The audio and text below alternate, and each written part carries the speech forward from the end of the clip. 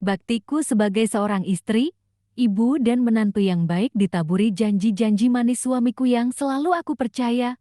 Malah hal ini yang aku dapatkan. Halo sahabat pelita, semoga sehat dan bahagia selalu ya. Sebelum masuk ke ceritanya, jangan lupa subscribe terlebih dahulu ya, agar tidak ketinggalan cerita menarik, menguras emosi dan air mata dari pelita.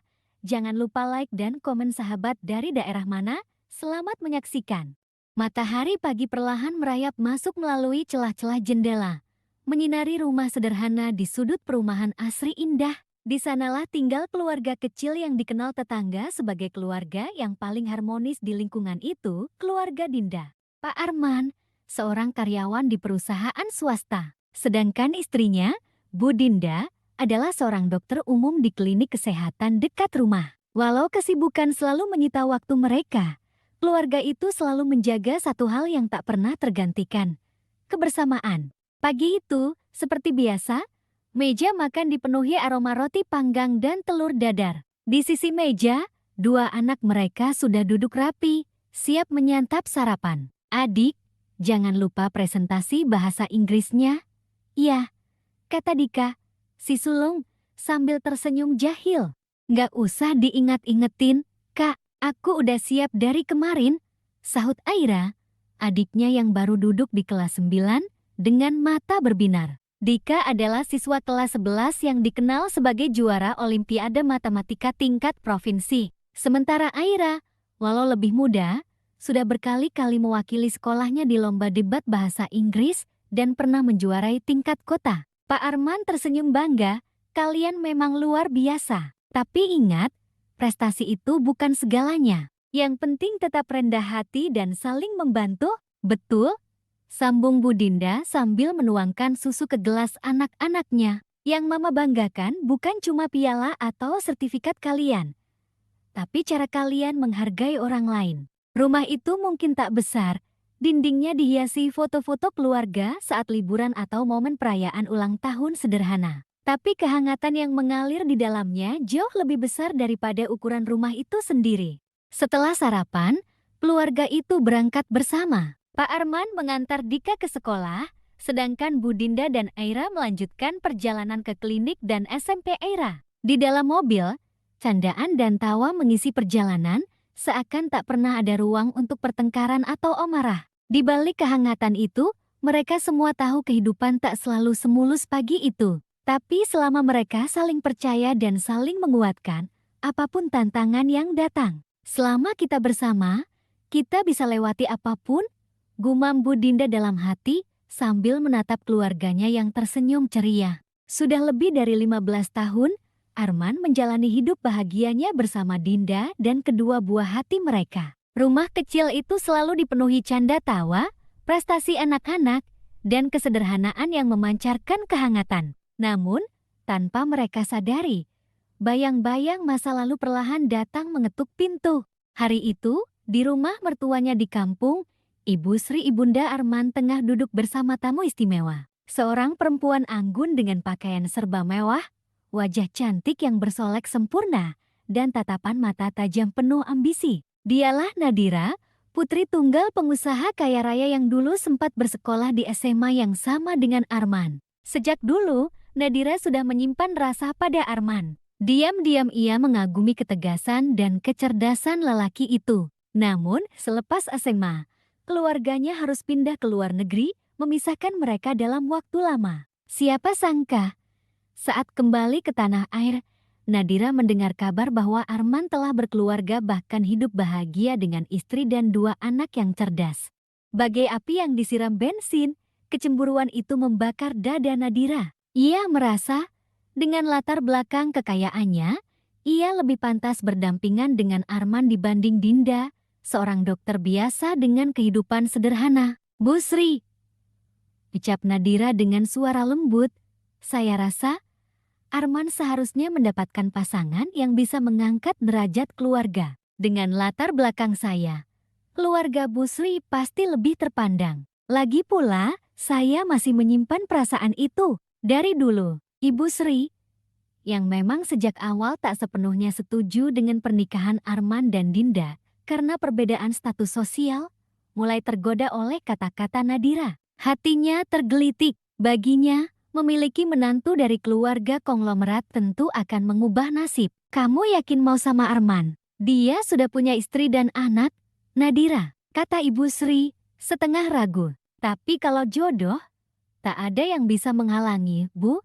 Jawab Nadira dengan senyuman penuh makna. Saya siap melakukan apa saja untuk dekat lagi dengan Arman. Dan saya yakin ibu bisa bantu. Hari-hari berikutnya, Nadira mulai menjalankan niatnya. Dengan dalih mempererat silaturahmi, ia sering datang ke rumah Ibu Sri, membawakan hadiah, bahkan perlahan mempengaruhi pikiran sang ibu. Tanpa Arman sadari, ibunya mulai sering menyelipkan kalimat yang membuat hatinya tak nyaman. Man, kamu pikir ulang hidup kamu. Dinda itu baik, tapi kamu butuh istri yang bisa bawa kamu lebih tinggi. Nadira itu masih sendiri. Dia cinta kamu dari dulu. Arman terkejut. Baginya, tak ada yang lebih dia cintai selain Dinda dan anak-anak mereka. Hidup sederhana yang mereka bangun adalah kebahagiaan sejati. Tapi desakan sang ibu dan kehadiran Nadira mulai mengganggu kedamaian yang selama ini ia jaga. Sementara itu, Dinda perlahan merasakan perubahan sikap suaminya yang mulai gelisah. Ia tahu ada sesuatu yang tak beres, tapi belum bisa memastikannya. Dan di balik semua itu, Nadira semakin dekat, siap merusak keharmonisan keluarga Dinda dengan ambisi yang tak lagi bisa ia bendung. Sudah sebulan ini, suasana hati Arman mulai tak menentu. Di satu sisi, ia begitu mencintai Dinda dan anak-anak mereka, tapi di sisi lain, tekanan dari ibunya dan kehadiran Nadira perlahan merusak ketenangan hidupnya. Ibu Sri semakin sering menghubungi Arman, bahkan datang ke rumah membawa oleh-oleh mahal yang katanya titipan dari Nadira. Man, kamu pikir masa depan anak-anak kamu? Kata Bu Sri suatu malam saat mereka duduk di ruang tamu rumah Arman. Kalau kamu jeti sama Nadira, kamu nggak perlu lagi kerja keras, nggak perlu pusing mikirin biaya sekolah anak-anak. Nadira itu kaya, keluarganya punya banyak koneksi. Arman hanya diam, pikirannya berkecamuk. Ia tahu niat ibunya bukan sekadar mencarikan jodoh, tapi jelas ingin menjadikan keluarga mereka sejajar dengan keluarga Nadira yang bergelimang harta. Tak berhenti di situ, Bu Sri bahkan mulai memperkeruh hubungan Arman dan Dinda. Sengaja ia mengadu domba, mengatakan Dinda terlalu sibuk dengan pekerjaannya di klinik, tak cukup mengurus rumah tangga. Kalau istri kamu perhatian, kamu nggak mungkin setengah mati mikirin segalanya sendiri, ujar Bu Sri, menusuk pelan. Awalnya, Arman mencoba menolak semua itu. Namun, Nadira tidak tinggal diam. Ia tahu cara melemahkan benteng pertahanan Arman. Kemewahan. Tanpa sepengetahuan Dinda, Nadira mengirimkan jam tangan mahal ke kantor Arman, mobil sewaan mewah untuk sekadar dipakai, bahkan voucher makan malam di restoran bintang 5. Anggap saja ini apresiasi aku ke kamu, Man, kata Nadira suatu malam saat mereka tanpa sengaja bertemu di kafe dekat kantor. Dari dulu aku nggak pernah berhenti sayang sama kamu. Lihat kamu susah, aku sakit hati. Godaan itu pelan-pelan merusak kepercayaan diri Arman. Hidup sederhana yang dulu ia banggakan kini terasa seperti kekurangan. Ia mulai membandingkan betapa mudah hidup bisa berubah jika ia mau menerima uluran tangan Nadira. Di rumah, Dinda mulai curiga. Ia melihat perubahan sikap suaminya. Arman Jeti sering melamun, lebih pendiam, dan sesekali matanya menerawang jauh seakan menyimpan beban besar. Mas, ada yang kamu sembunyikan dari aku? Tanya Dinda suatu malam, usai mereka membereskan meja makan. Arman hanya menggeleng. Nggak ada, Din, cuma lagi banyak pikiran di kantor. Tapi hati perempuan tak mudah dibohongi. Dinda tahu ada sesuatu yang mengganggu suaminya, tapi ia belum tahu sebesar apa badai yang akan datang menerpa keluarga mereka. Sementara itu, Nadira semakin gencar. Ia tahu Arman mulai goyah. Di balik semua hadiah itu, ia menyimpan ambisi besar. Merebut Arman dari Dinda, menghancurkan keluarga yang selama ini hidup dengan cinta, dan menggantinya dengan kemewahan yang ia tawarkan. Dan Ibu Sri, semakin larut dalam buayan mimpi menjadi besan orang kaya, tanpa peduli luka yang perlahan mulai menggores rumah tangga anaknya. Malam itu, hujan turun deras, menyapu jalanan kompleks perumahan Asri Indah. Di dalam rumah kecil, Suasana yang biasanya dipenuhi tawa berubah menjadi hening penuh tanda tanya. Dinda duduk sendirian di ruang tamu. Di tangannya, sebuah kotak kecil berwarna hitam dengan logo merek jam tangan mewah yang baru saja ia temukan di laci kerja Arman. Hatinya teriris. Saat Arman pulang, basah kuyup karena hujan, Dinda menunggu di sofa dengan tatapan sendu. "Mas," ucap Dinda pelan, "ini apa?" Ia mengangkat kotak jam itu, matanya berkaca-kaca. Arman tercekat, lidahnya keluh. Itu cuma hadiah dari relasi kantor." Dinda menggelang. "Aku bukan orang bodoh, Mas. Aku tahu Nadira yang kasih ini. Semua orang kantor ngomongin. Aku sabar, aku percaya kamu. Tapi lama-lama, aku lelah." Arman terdiam. Kepalanya tertunduk. Rasa bersalah membuncah. Ia tahu keputusannya menerima hadiah-hadiah dari Nadira adalah kesalahan besar. Tapi godaan kemewahan dan tekanan dari ibunya membuatnya buta sejenak. "Kamu mulai berubah, Mas," lanjut Dinda, suaranya bergetar. "Kamu nggak sadar, keluarga kecil kita ini perlahan hancur cuma karena keserakahan orang lain." Arman mengusap wajahnya, perasaan campur aduk. Di satu sisi, ia merasa terjebak antara bakti kepada ibunya, tawaran Nadira, dan cinta sejatinya untuk Dinda dan anak-anak. Sementara itu, Nadira dan Bu Sri semakin intens merancang skenario. "Gak usah takut, Bu. Pelan-pelan Arman pasti sadar, dia butuh aku. Hidup dia bakal lebih terjamin sama aku," ujar Nadira saat makan malam bersama Bu Sri di restoran mewah. Bu Sri hanya tersenyum puas, pikirannya dipenuhi bayangan masa depan gemilang sebagai besan konglomerat. Namun, di balik semua itu, Dinda tak tinggal diam. Ia mulai mengumpulkan keberanian. Baginya, cinta dan keharmonisan keluarganya tak boleh dikalahkan oleh materi atau ambisi orang lain. Dengan air mata yang tertahan, Dinda mulai menyiapkan langkah. Ia tahu, pertarungan ini bukan hanya soal mempertahankan suami, tapi juga melindungi anak-anaknya dari luka yang lebih dalam. "Kalau mereka mau merusak keluarga ini, aku akan lawan. Dengan caraku," batin Dinda. Tekadnya menguat. Badai yang selama ini perlahan datang, kini siap menghempas. Pertanyaannya, apakah cinta yang mereka bangun cukup kuat untuk bertahan, atau semua akan runtuh di hadapan ambisi dan godaan? Hari-hari berlalu, dan godaan yang datang dari Nadira semakin tak bisa diabaikan. Kali ini bukan sekadar jam tangan atau makan malam mewah. Nadira membawa sesuatu yang jauh lebih besar. Mobil mewah terbaru berwarna hitam metalik terparkir manis di depan rumah Ibu Sri. Arman berdiri terpaku. Matanya tak berkedip menatap kendaraan mewah itu. Sementara Nadira, dengan senyum kemenangan, berdiri di samping mobil sambil menyodorkan kunci. "Buat kamu, Man," ucap Nadira lembut. "Anggap ini apresiasi kecil aku. Buat semua kerja keras kamu selama ini." Arman menggeleng lemah. "Nadira, aku nggak bisa terima ini. Aku udah berkeluarga. Kamu tahu itu?" Nadira tersenyum tipis. Wajahnya tak menunjukkan sedikit pun rasa bersalah. "Aku nggak minta kamu ninggalin keluarga kamu sekarang. Tapi suatu saat, kamu harus pilih. Aku serius sama kamu, Man. Kalau kita menikah, kamu bakal jadi manajer utama di perusahaan Papa. Gaji besar, fasilitas lengkap, anak-anak kamu masa depannya aman." Kalimat itu seperti racun yang perlahan merasuki logika Arman. Di satu sisi, ia merasa berdosa, tapi di sisi lain, ia tak bisa memungkiri kehidupan mereka selama ini selalu serba pas-pasan.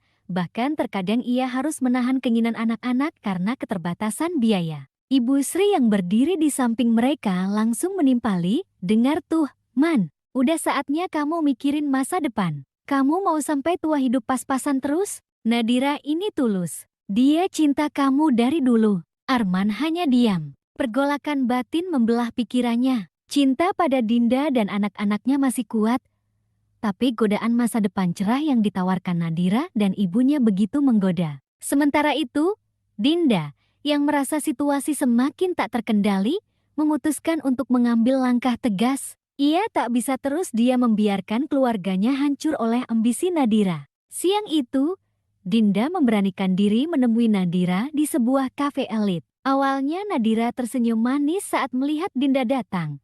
Tapi raut wajahnya berubah begitu Dinda menatapnya tajam. Nadira tersenyum sinis. Kamu terlalu percaya diri, Dinda. Dunia ini nggak cuma soal cinta. Kamu bisa kasih Arman apa? Hidup sederhana, kerja keras tiap hari, capek terus-terusan. Aku bisa kasih dia segalanya. Dinda menggelang pelan.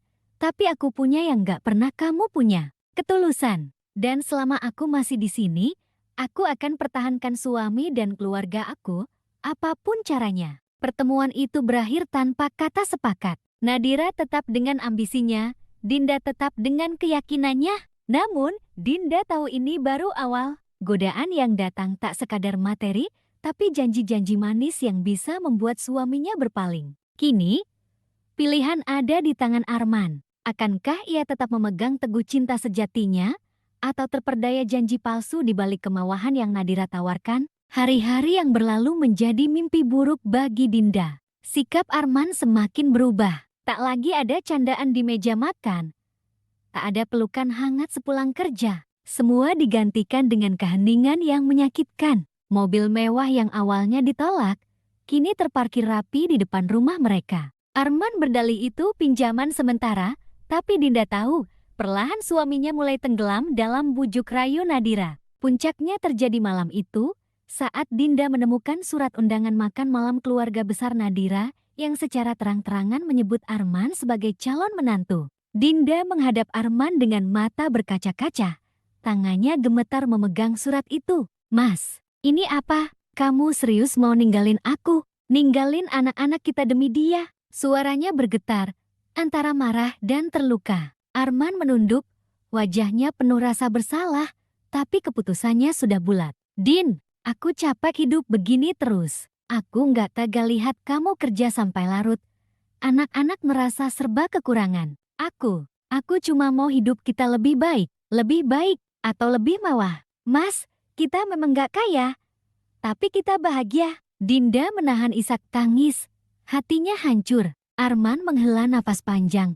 Aku udah mutusin, Din, aku akan menikah sama Nadira. Dia janji kasih aku jabatan, masa depan, stabilitas buat anak-anak kita. Dinda terpaku. Dadanya sesak. Cinta yang selama ini mereka perjuangkan, dihancurkan begitu saja oleh ambisi dan godaan materi. Ibu Sri, yang sejak awal berdiri di belakang rencana ini, justru mendukung penuh. Kamu pilih jalan yang benar, Man. Udah waktunya kamu mikirin derajat keluarga ini, ucap ibunya tanpa rasa bersalah. Dinda merasa dunia runtuh di sekelilingnya. Tapi di balik luka itu, perlahan muncul keteguhan baru. Ia tahu, sebagai ibu, ia harus kuat. Untuk Dika dan Aira, anak-anak cerdas mereka yang butuh figur ibu yang tegar, bukan perempuan yang larut dalam air mata. Sementara itu, Nadira semakin percaya diri. Arman yang dulu setia, kini perlahan menjadi miliknya.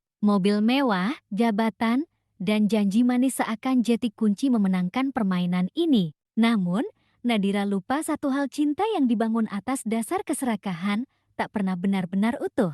Dan Dinda, meski hatinya remuk, masih menyimpan kekuatan untuk melawan. Hari itu menjadi hari paling kelam dalam sejarah keluarga sederhana itu. Rumah sederhana yang dulu dipenuhi tawa kini hanya menyisakan sunyi dan kesedihan yang menyesakkan. Arman resmi meninggalkan rumah dengan jas rapi, jam tangan mewah, dan kunci mobil pemberian Nadira.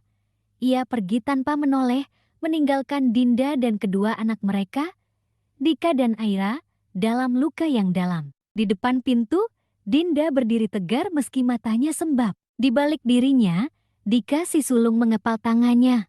Matanya merah, wajahnya penuh amarah. Sementara Aira, yang masih duduk di bangku SMP, terisak di sudut ruangan, hatinya hancur melihat keluarganya berantakan. Kamu serius ninggalin kami demi perempuan itu, Mas? Suara Dinda bergetar. Arman tak menjawab. Tatapannya kosong, hatinya berkecamuk, tapi egonya sudah terlanjur membawanya jauh dari rumah ini. Ia memilih Nadira, memilih jabatan sebagai manajer utama di perusahaan milik ayah Nadira, memilih mobil mewah, gaji besar, dan status sosial yang selama ini diimpikan ibunya. Ayah nggak usah balik lagi, teriak Dika.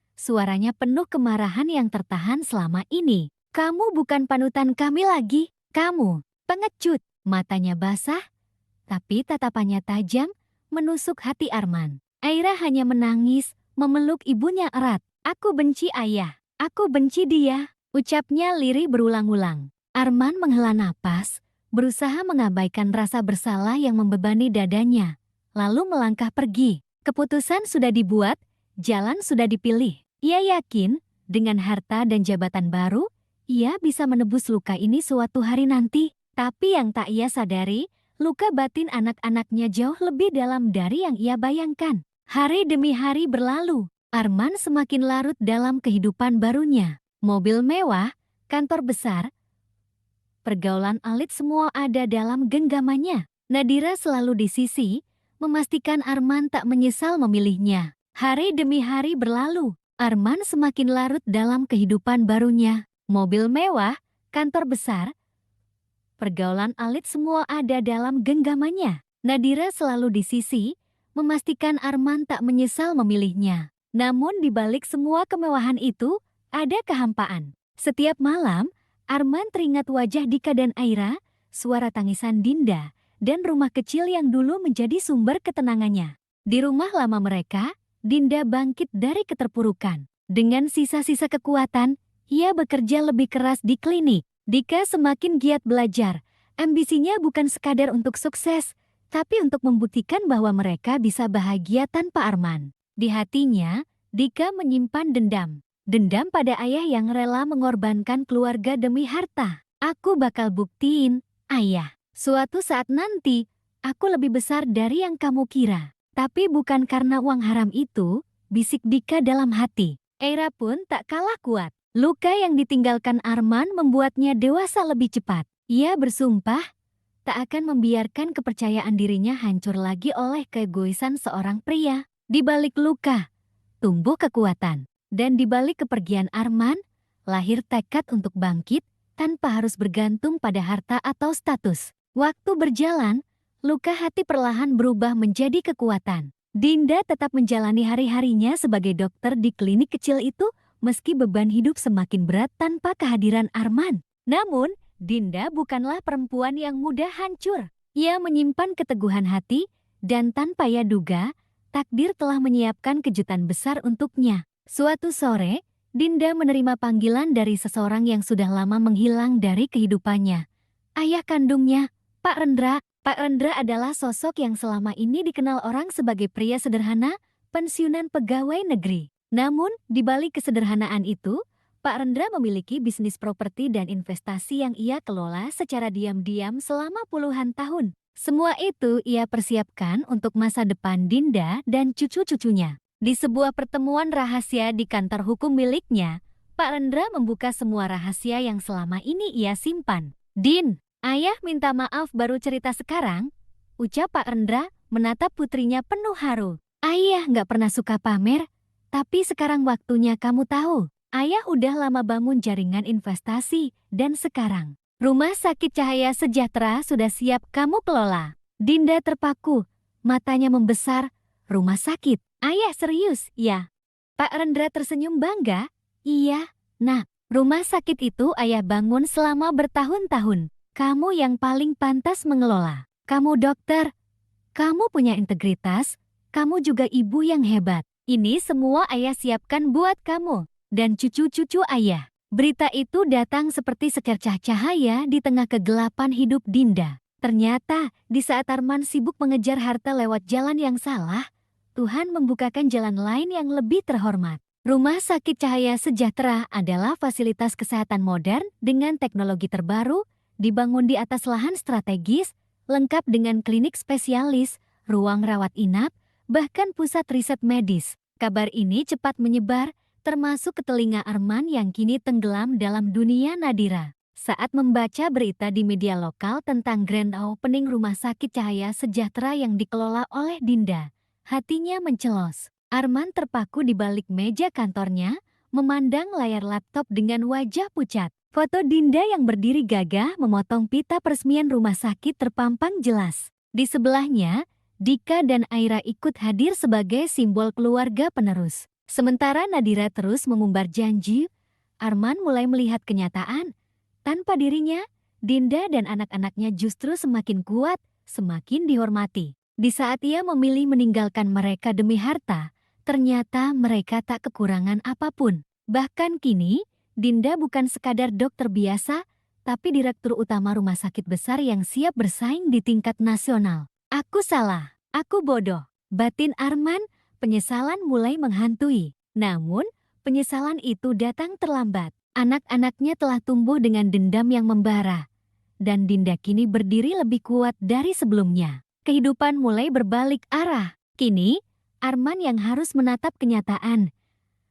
Keluarganya tak lagi membutuhkannya, dan ia hanya penonton dari kejayaan yang seharusnya bisa ia perjuangkan bersama. 3 tahun telah berlalu sejak Arman meninggalkan keluarganya. Dalam kurun waktu itu, banyak hal berubah. Dinda sukses besar mengelola Rumah Sakit Cahaya Sejahtera, menjadikannya salah satu rumah sakit swasta terbaik di kota itu. Tak hanya sebagai dokter, kini Dinda dikenal sebagai pengusaha perempuan tangguh, ibu yang kuat, dan simbol ketegaran di balik luka batin yang pernah ia alami. Di sisi lain, Dika dan Aira tumbuh menjadi anak-anak yang luar biasa, dibentuk oleh luka, dibesarkan oleh kegigihan. Dika, yang dulu hanya siswa Olimpiade, kini resmi diterima di universitas ternama luar negeri dengan beasiswa penuh di bidang teknik informatika. Semua prestasi itu ia raih bukan karena harta, melainkan kerja keras dan dendam yang ia ubah menjadi motivasi. Keira,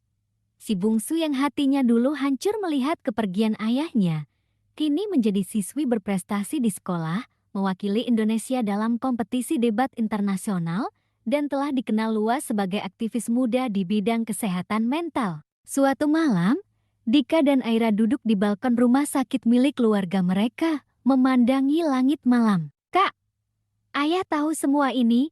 "Enggak ya?" tanya Aira pelan, ada nada getir di suaranya. Dika mengangguk, wajahnya datar, namun matanya menyimpan luka. "Dia pasti lihat, Ra, tapi udah telat. Ayah pilih jalan sendiri, ninggalin kita cuma demi mobil, uang, dan jabatan." Aira terdiam, lalu menunduk.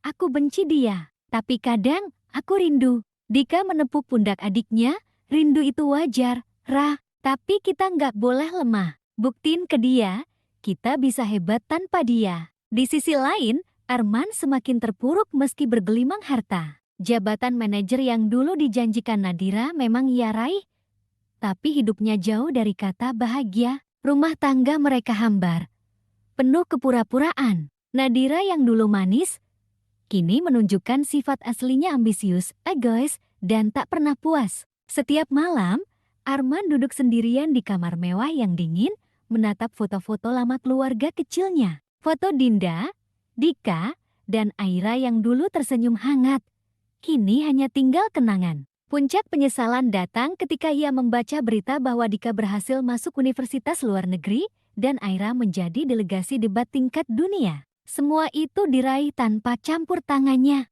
Bahkan, mereka semakin jauh darinya.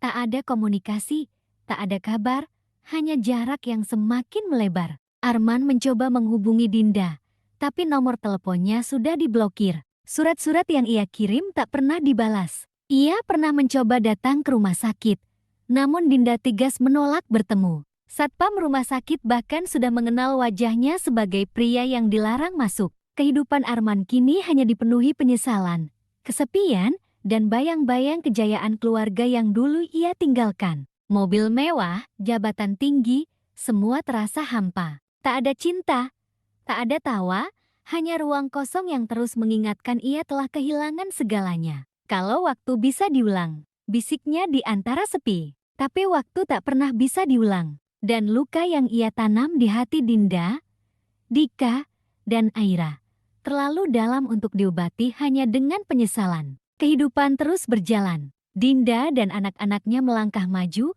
sementara Arman tertinggal, terjebak dalam kenangan yang perlahan membunuh dirinya sendiri. Langit mendung menggantung di atas kota itu, seolah mengiringi runtuhnya kehidupan yang dulu Arman banggakan. Hidup mewah yang ia pilih bersama Nadira perlahan berubah menjadi mimpi buruk. Perusahaan keluarga Nadira, yang tadinya stabil, kini diguncang kasus korupsi dan penggelapan dana yang melibatkan orang-orang dalam. Ayah Nadira terjerat kasus hukum, rekening perusahaan dibekukan, dan bisnis mereka perlahan runtuh. Nadira, yang selalu membanggakan kekayaan dan status sosial, mulai menunjukkan wajah aslinya. Ia frustrasi, emosional, dan menyalahkan Arman atas semua kemalangan yang terjadi. Aku udah kasih kamu segalanya, Arman, tapi lihat sekarang, semuanya berantakan, teriak Nadira suatu malam.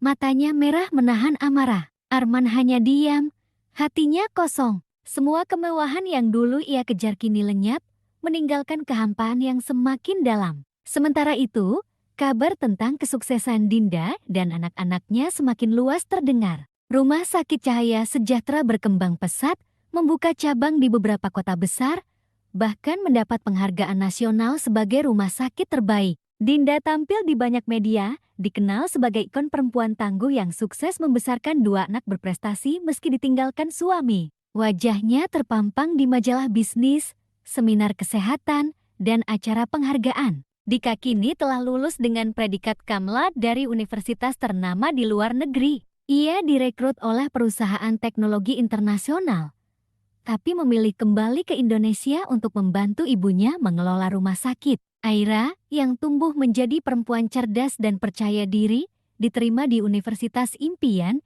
dan menjadi aktivis muda di bidang pemberdayaan perempuan. Puncak karma itu datang saat Arman terpaksa menjual rumah mewah mereka. Bisnis hancur, aset dibekukan, dan Nadira meninggalkannya begitu saja tanpa sedikit pun rasa peduli. Arman duduk sendirian di kamar kontrakan kecil, memandangi foto keluarga lamanya. Hatinya hancur melihat betapa jauh jaraknya kini dari Dinda, Dika, dan Aira. Tak kuat menahan rindu, ia nekat datang ke peresmian cabang baru Rumah Sakit Cahaya Sejahtera. Ia berdiri jauh di belakang kerumunan, memperhatikan dari kejauhan. Di atas panggung, Dinda berdiri anggun, mengenakan setelan profesional. Di sampingnya, Dika dan Aira berdiri bangga, tersenyum menyapa tamu-tamu undangan. Arman menunduk, air mata menetes di sudut matanya. Mereka sukses, tanpa aku. Dika, yang melihat sosok ayahnya dari kejauhan, hanya melemparkan tatapan dingin.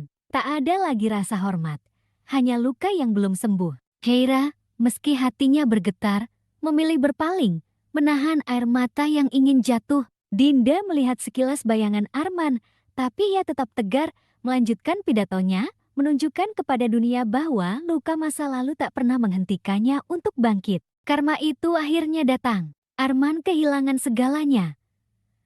Keluarga, cinta, harga diri. Sementara Dinda dan anak-anaknya melangkah ke puncak kesuksesan, membuktikan bahwa mereka bisa kuat tanpa kehadiran sosok ayah yang serakah. Arman hanya bisa menatap dari jauh, terkurung dalam penyesalan yang tak pernah menemukan jalan pulang. Semua sudah terlambat, bisiknya lirih, menelan kenyataan pahit yang harus ia hadapi sendirian. Beberapa bulan setelah Arman jatuh sakit dan kehilangan segalanya, Nadira mulai menunjukkan perubahan. Perusahaan keluarganya memang sudah hancur, tapi Nadira masih menyimpan sisa-sisa kekayaan pribadi, termasuk mobil, apartemen mewah, dan aset tersembunyi. Namun, di balik semua itu, Nadira mulai bosan. Arman yang dulu gagah, ambisius, dan penuh percaya diri, kini hanya bayangan lemah, pria sakit-sakitan yang lebih sering menghabiskan waktu di tempat tidur atau rumah sakit. Di sisi lain, Nadira, yang masih cantik,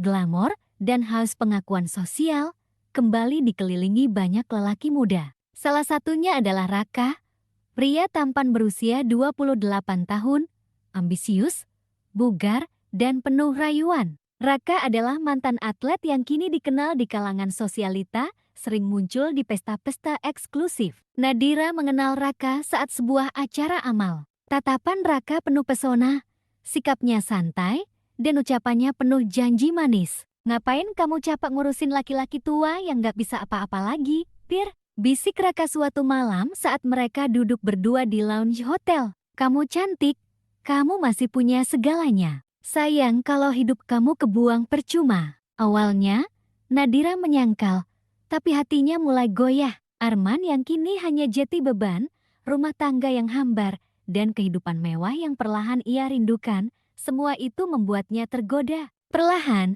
Nadira semakin dekat dengan Raka. Mereka sering bepergian diam-diam, makan malam mewah, bahkan liburan singkat keluar kota. Sementara Arman terbaring lemah di rumah kontrakan yang semakin usang. Tak lama setelah itu, Nadira bicara langsung ke Arman, tanpa rasa bersalah. Aku udah cukup nemenin kamu, Man. Hidup aku nggak bisa berhenti cuma buat merawat orang sakit. Aku punya pilihan lain. Arman menatap Nadira dengan mata yang sayu. Tubuhnya semakin kurus, napasnya berat. Aku ninggalin keluarga aku. Semua demi kamu, Nadira. Ini balasan kamu? Nadira hanya tersenyum tipis. Dingin. Kamu juga ninggalin mereka demi ambisi. Hidup itu pilihan, Man. Sekarang, aku pilih bahagia. Beberapa hari kemudian, Nadira benar-benar pergi, meninggalkan Arman sendirian, sakit-sakitan, tanpa uang, tanpa cinta, tanpa keluarga. Di Voltex di sisi lain, karma berputar sempurna. Raka yang Nadira banggakan ternyata hanya memanfaatkan kekayaannya. Saat semua aset Nadira habis, Raka menghilang begitu saja, meninggalkan Nadira sendiri, tanpa harta, tanpa status sosial. Nadira jatuh miskin, dijauhi sosialita, dijauhi keluarga besar. Hidupnya berakhir di apartemen kecil, menyesali pilihan yang ia buat, menyesali keserakahannya. Sementara itu, Arman hanya bisa menatap langit dari ranjang sempitnya.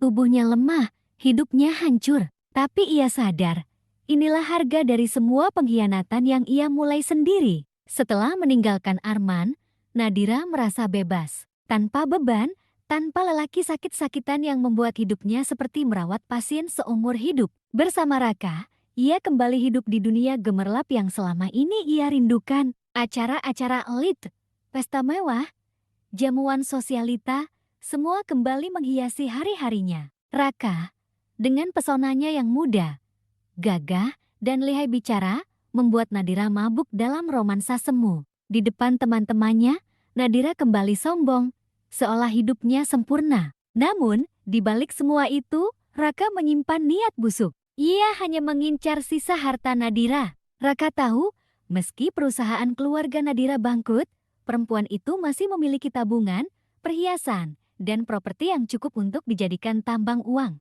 Awalnya, Raka bersikap manis, selalu memuji Nadira, mengatakan hal-hal yang membuat egonya melambung. Kamu beda, Dir. Perempuan seusia kamu, banyak yang udah loyo. Tapi kamu, tetap cantik, tetap seksi. Nadira tersenyum bangga setiap kali mendengar pujian itu. Ia terlena, merasa masih dibutuhkan, merasa menang setelah mencampakkan Arman. Tapi bulan demi bulan, sisa harta itu perlahan habis. Mobil mewahnya harus dijual, apartemen mulai ditunggak cicilannya, perhiasan digadaikan diam-diam. Dan ketika uang sudah menipis, wajah asli Raka mulai terlihat. Raka menjadi kasar, sering menghilang, dan tak lagi mempedulikan Nadira. Bahkan di hadapan teman-teman mereka, Raka mulai mempermalukan Nadira secara halus. Kamu pikir aku beneran cinta? Aku butuh kamu cuma buat naik kelas sosial, Nadira. Ucap Raka suatu malam, setelah Nadira menangis memohon perhatian.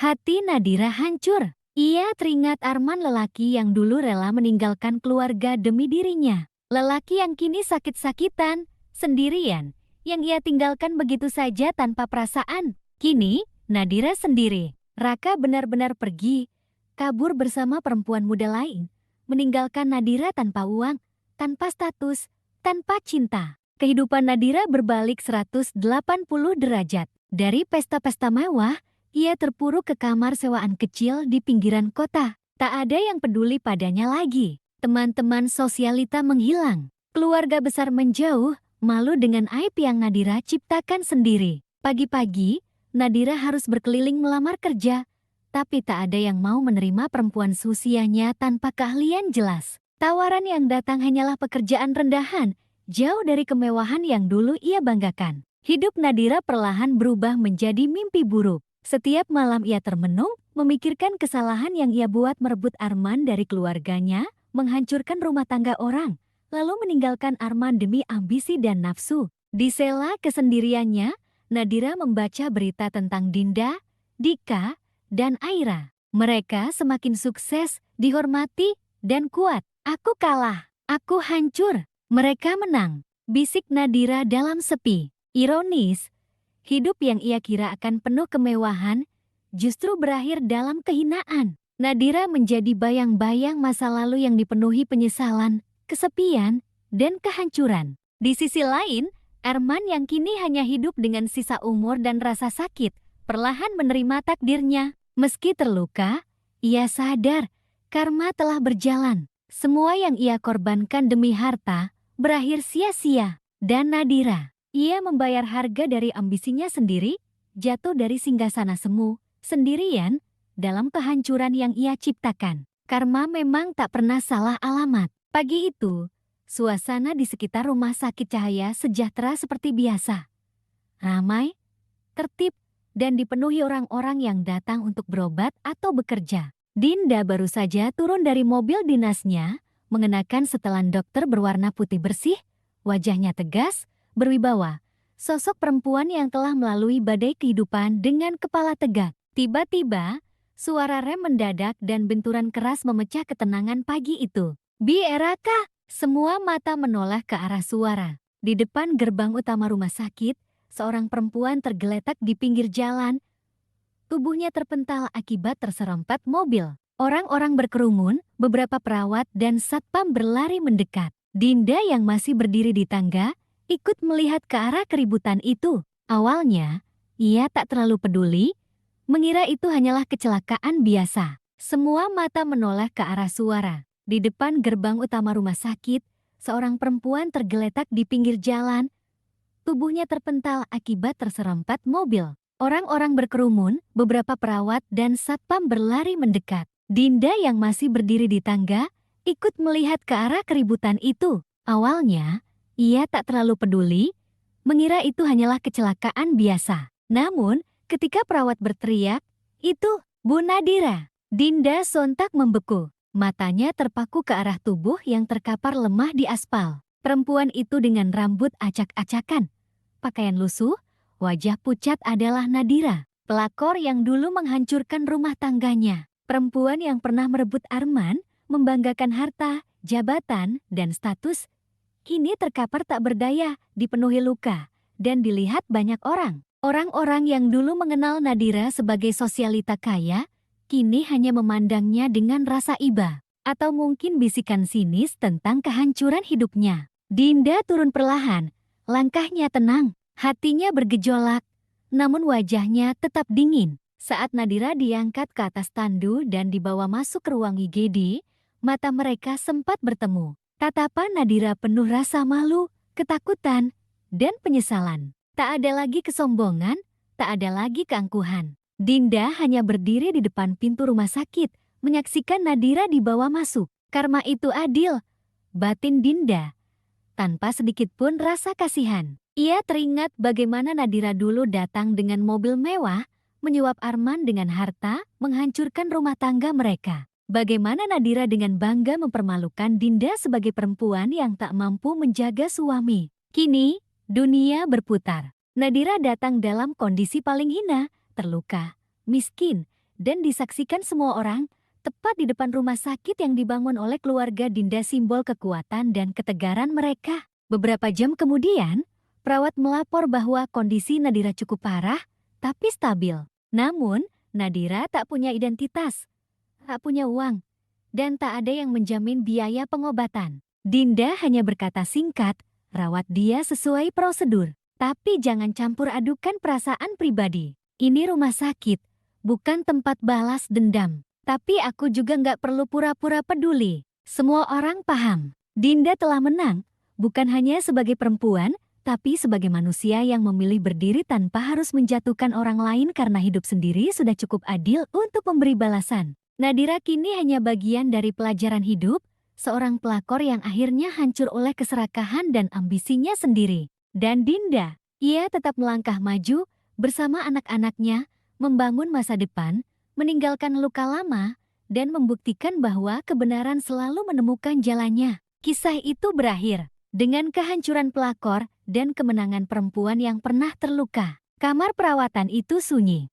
bau obat-obatan, bunyi alat monitor jantung, dan hembusan AC menjadi teman Nadira selama berhari-hari terakhir. Tubuhnya masih lemah, kakinya dibebat perban, wajahnya penuh luka memar. Tapi yang lebih parah bukan fisiknya, melainkan harga diri dan egonya yang hancur lebur. Beberapa perawat mondar-mandir, tapi tak ada yang menatapnya dengan hormat. Dulu, Nadira dikenal sebagai istri pengusaha kaya, sosialita glamor, perempuan yang selalu tampil sempurna. Kini, ia hanyalah pasien biasa, bekas pelakor yang kisah buruknya sudah jati bisikan di antara karyawan rumah sakit. Setiap malam, Nadira terjaga, memandangi langit-langit putih ruangan itu, hatinya dipenuhi penyesalan. Bayangan wajah Arman muncul, tubuhnya yang kurus, matanya yang kosong, lelaki yang ia bujuk keluar dari keluarga demi nafsu sesaat. Hanya untuk ia buang ketika tak lagi berguna. Aku menghancurkan hidup orang, dan hidupku ikut hancur, bisik Nadira pelan, matanya berkaca-kaca. Tak ada lagi sisa harta. Raka menghilang entah kemana, membawa lari sisa-sisa uang dan perhiasan. Teman-teman sosialita bahkan enggan mengakui Nadira lagi. Semua itu terasa seperti bayaran mahal atas ambisi dan keserakahan yang ia pelihara selama ini. Sementara itu, dari jendela kamarnya, ia bisa melihat pelang besar bertuliskan, Rumah Sakit Cahaya Sejahtera milik keluarga Dinda. Nama yang membuat hatinya bergetar. Dinda, perempuan yang dulu ia anggap saingan lemah, kini berdiri sebagai pemimpin sukses, dihormati banyak orang, membesarkan anak-anaknya sendiri, kuat tanpa seorang pria pun di sisinya. Ironi kehidupan itu menikam hati Nadira. Ia menghela napas berat, tahu bahwa semua ini adalah bagian dari balasan hidup yang tak bisa ia hindari. Beberapa hari kemudian, Dinda datang memeriksa ruang perawatan sebagai bagian dari rutinitasnya. Saat langkah kakinya mendekat, Nadira menoleh, mata mereka kembali bertemu. Tapi kali ini berbeda. Tak ada dendam, tak ada kesombongan, hanya dua perempuan yang sama-sama pernah terluka oleh cinta dan pengkhianatan. Nadira mencoba bicara, suaranya lemah, Dinda, aku minta maaf. Dinda hanya diam beberapa detik, lalu berkata tegas, aku udah gak hidup untuk memelihara dendam, Nadira. Hidupku, hidup anak-anakku, udah jauh dari masa lalu itu. Kamu sudah menerima balasanmu sendiri. Nadira menunduk, air matanya jatuh.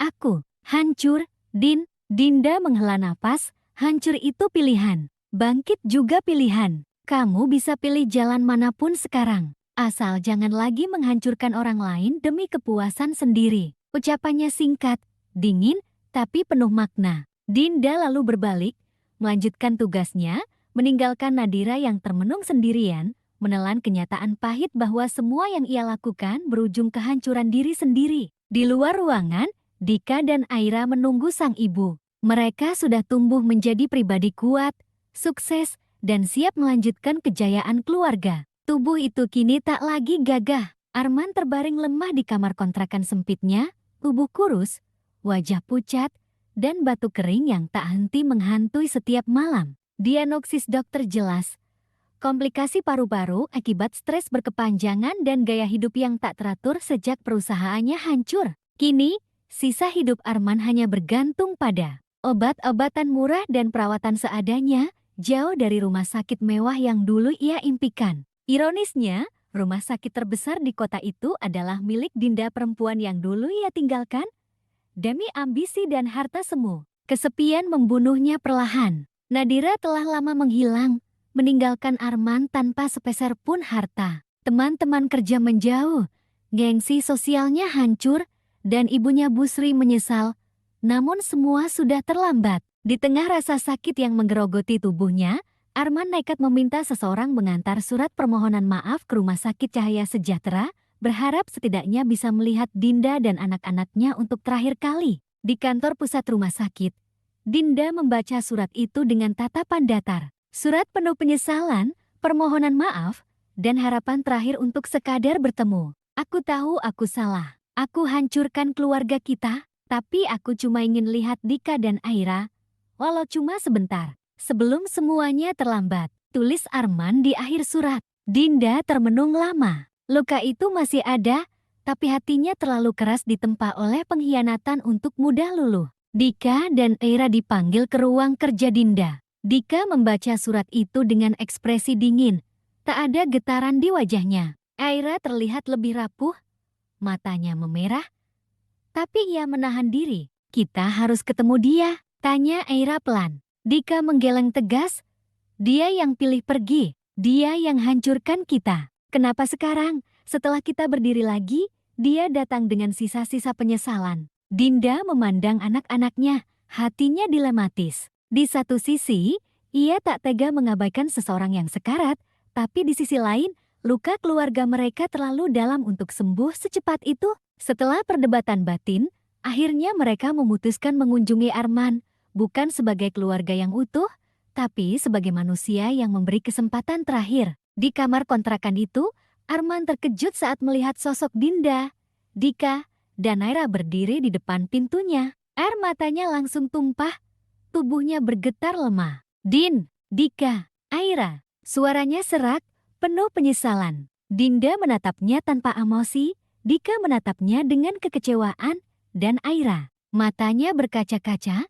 namun ia tetap menahan air mata. Kami kesini bukan karena kasihan, Mas, ujar Dinda dingin. Tapi karena kami diajarkan untuk tetap punya hati, meski orang yang menyakiti kami adalah ayah dari anak-anak ini. Arman menangis, suaranya bergetar, aku minta maaf. Aku bodoh, aku buta sama harta. Aku kehilangan kalian, dan aku sadar semuanya udah terlambat. Dika mendekat, tatapannya tajam, kami udah terlalu jauh, ya. Hidup kami udah jalan sendiri. Kamu cuma bagian dari masa lalu. Yang ngajarin kami jangan pernah percaya pada janji palsu. Aira hanya berdiri mematung. Perasaannya campur aduk. Pertemuan itu berakhir tanpa pelukan. Tanpa kata maaf yang diucap dengan kelegaan. Hanya ada keheningan, air mata, dan jarak yang tak bisa diperbaiki. Arman menangis sendirian saat mereka pergi. Di hatinya hanya tersisa penyesalan yang menghantui tiap malam. Semua sudah terlambat, karma telah berjalan sempurna. Hari itu, langit kelabu, seolah mengerti bahwa sebuah akhir tengah menunggu. Berita itu datang pagi-pagi, melalui telepon dari tetangga kontrakan Arman. Dinda menerima kabar bahwa Arman telah menghembuskan napas terakhirnya, sendirian, tanpa siapapun di sisinya. Tak ada keluarga, tak ada Nadira. Tak ada gengsi atau kekayaan yang ia banggakan dulu. Hanya tubuh lemah yang akhirnya kalah oleh penyakit dan penyesalan. Dinda termenung lama, memandang jendela rumah sakit yang kini menjadi saksi bisu perjalanan hidupnya. Ia tahu, kabar itu akan mengguncang hati anak-anaknya, meski mereka sudah berusaha sekuat mungkin memendam luka itu. Beberapa jam kemudian, Dinda mengumpulkan Dika dan Aira di ruang kerjanya. Ayah kalian sudah pergi, ucap Dinda tenang, meski ada getir yang sulit disembunyikan. Aira terdiam, wajahnya pucat, matanya berkaca-kaca, tapi ia hanya menunduk, mengatur napas. Dika, dengan wajah datar, hanya mengangguk. Tak ada air mata, hanya sorot mata tegas yang menunjukkan bahwa luka lama memang sulit sembuh, tapi hidup harus terus berjalan. Kalau kalian mau datang ke pemakamannya, aku nggak maksa, ucap Dinda bijak. Tapi keputusan di tangan kalian. Pemakaman Arman sederhana. Tak ada iring-iringan mewah seperti yang ia impikan dulu. Hanya beberapa tetangga kontrakan dan kenalan lama yang hadir. Namun, di kejauhan, 3 sosok berdiri diam: Dinda, Dika, dan Aira. Mereka tak mendekat, hanya memandang dari jauh, sebagai simbol bahwa lembaran lama kini resmi ditutup. Aira menggenggam tangan ibunya, air mata jatuh perlahan. Aku nggak benci ayah lagi, Bu, tapi aku nggak akan lupa. Dika menatap nisan itu dengan mata dingin. Biar ini jadi pelajaran. Kalau keluarga itu lebih berharga dari segalanya. Lebih dari uang, jabatan, atau status. Dinda mengangguk, memeluk kedua anaknya. Kita udah cukup kuat buat melangkah ke depan. Ayah kalian udah memilih jalannya, kita juga harus terus pilih jalan kita. Tanpa ada dendam yang menahan langkah. Mereka bertiga berbalik, meninggalkan area pemakaman dengan kepala tegak. Di belakang mereka, Arman terkubur bersama penyesalan yang tak sempat ditebus. Di depan mereka, terbentang masa depan yang masih panjang dipenuhi harapan, kekuatan, dan pelajaran berharga dari masa lalu. Kisah keluarga itu tak lagi sempurna, Tapi luka yang mereka lalui justru membentuk ketegaran yang tak mudah dihancurkan oleh siapapun. Dan lembaran lama itu resmi ditutup. Suatu hari Dinda bersama Dika dan Aira berdiri di halaman rumah sakit, memandangi cabang baru yang mereka resmikan. Senyuman mereka tulus, langkah mereka mantap. Dika telah menjadi profesional muda yang dihormati. Aira tumbuh menjadi aktivis perempuan yang menginspirasi banyak orang. Mereka telah melewati badai, kehilangan, pengkhianatan, dan luka. Namun mereka memilih untuk bangkit, membangun, dan memaafkan tanpa harus membuka pintu bagi mereka yang memilih pergi. Dinda memeluk anak-anaknya, membisikkan kalimat sederhana, "Ini rumah kita, bukan balas dendam yang membesarkan kita, tapi kerja keras dan cinta yang tetap tinggal." Mereka melangkah ke depan, meninggalkan masa lalu yang telah mengubur dirinya sendiri. Kisah mereka bukan kisah balas dendam. Ini kisah tentang keadilan yang berjalan dengan caranya sendiri. Dan karma, ia selalu menemukan jalannya.